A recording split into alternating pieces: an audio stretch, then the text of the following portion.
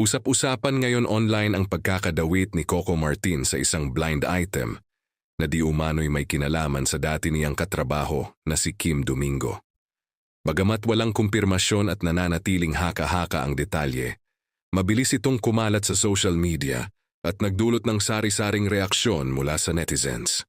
Ayon sa ilang netizens, tila may mga clues umano sa blind item na iniuugnay sa aktor, dahilan para mas lalong umingay ang usapin.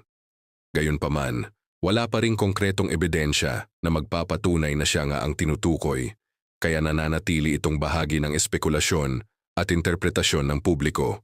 Sa kabila nito, dagsa ang mga taga-suporta ni Coco na agad na dumipensa sa kanya.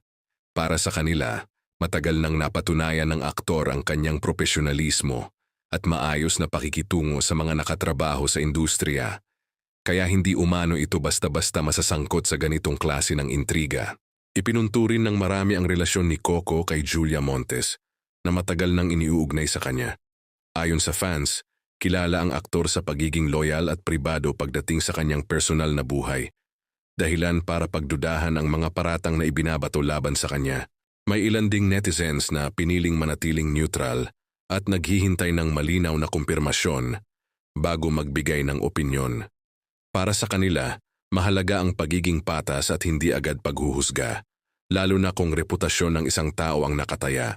Sa ngayon, nananatiling tahimik ang kampo ni Coco, Kim at Julia hinggil sa isyu. Patuloy namang nakaabang ang publiko kung magkakaroon ng opisyal na pahayag upang tuluyang malinawan ang nasabing usapin.